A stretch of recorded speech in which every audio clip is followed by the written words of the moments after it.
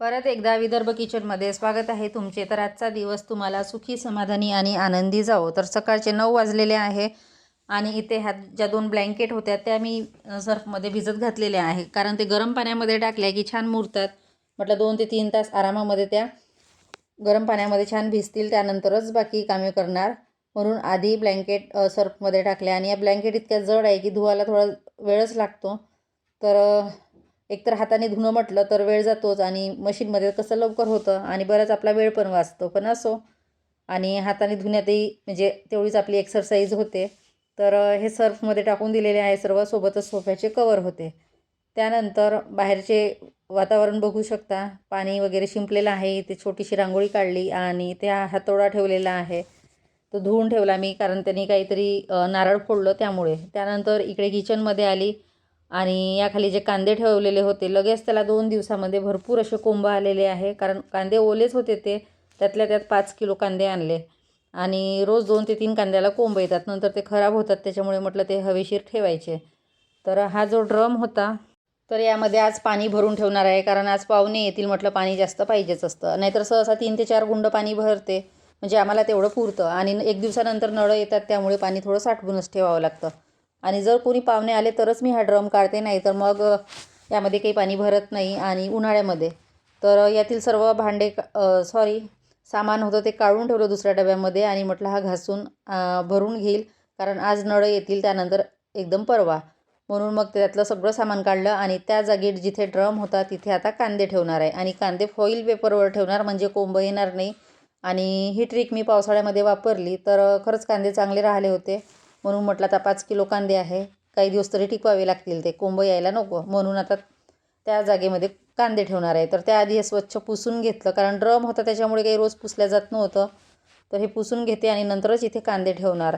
आणि यावेळेस कसं कांदे नवीन निघतात, त्याच्यामुळे ते ओलेच असतात आणि ते उन्हाळ्यामध्येच आपल्याला घ्यायला परवडतात, जे कट्ट घ्यायचं असतं ते. आणि मी सहसा बाकी टाईम तर 2 किलो 3 किलो असे आणत असते, तर यावेळेस 5 किलो होते. म्हणून म्हटलं त्यातल्या त्यात 4 कांदे तर कोंब आलेले होते, म्हणून आता इथे ठेवून देते, म्हणजे जागा पण वाचेल आणि इकडे तिकडे पसारा पण होणार नाही कांद्याचा. नाहीतर इकडे ठेवा तिकडे ठेवा असं होतं. म्हणून मग मी आता इथे व्यवस्थित सेट करते. आणि त्यातल्या त्यात आज भरपूर असे कामं होते. कोणी पाहुणे येणार म्हटलं की आपल्याला सगळं घाई गडबड असतेच आणि सकाळपासून सगळं व्यवस्थित करावं लागते, जेणेकरून कोणी आलं तर असं नको व्हायला की आता हे नाही केलं ते नाही केलं. त्यानुसार सगळे कामं करते.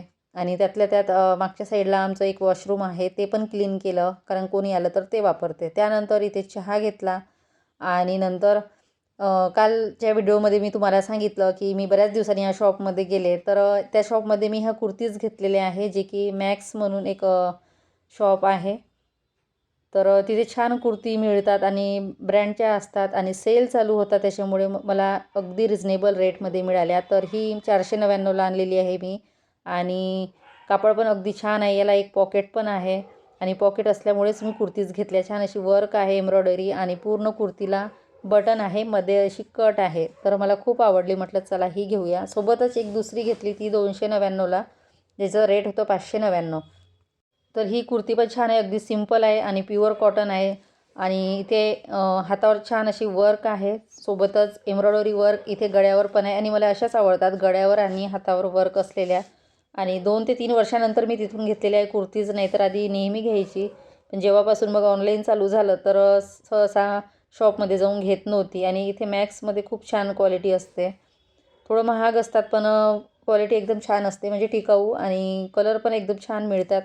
तर अशा पद्धतीने 2 कुर्तीज घेतल्या. याला पण पॉकेट आहे, कुठे गेलं तर आपल्याला मोबाईल ठेवायला बरं. त्यानंतर इथे नाश्ता, तर नाश्त्यामध्ये करणार आहे उपमा. तर इथे उपम्याची तयारी चालू आहे.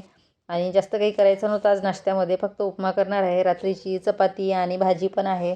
तर इथे रवा वगैरे भाजून घेतला, त्यातच कोथिंबीर ॲड केली मी आणि मस्त असं गरम पाणी उकळून घेतलं आणि ते गरम पाणी यामध्ये टाकलं तर रवा छान होतो उपमा. त्यानंतर यामध्ये अर्ध लिंबू पिळलेलं आहे. आणि असा उपमा माझ्या मुलीला खूप आवडतो, म्हणून म्हटलं चला कधी कधी तिच्या पण आवडीचा करायचा. आणि त्यामध्ये दही जर असलं ना तर आणखीनच छान वाटतो. आता रात्रीच्या 2 चपात्या आणि भाजी होती, ती गरम करून घेतली, म्हणजे सकाळी नाश्ता त्याचा पण होऊन जातो. आणि हिवाळ्याच्या दिवसामध्ये जेवण आदल्या दिवशीचं जरी असलं ना तरी खराब होत नाही, गरम जर करून घेतलं तरी ते खायला छान वाटतं.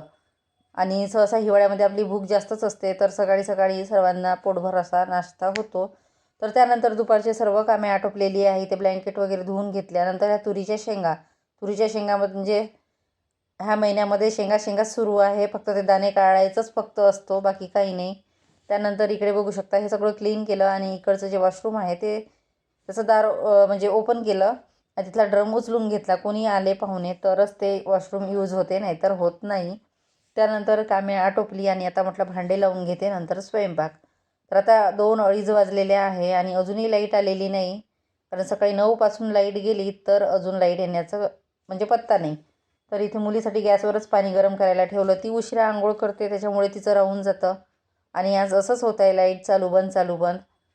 तर उशीर झाला म्हटलं तर आता हलकं फुलकं जेवण, फक्त खिचडी करणार आहे, फोडणीची खिचडी.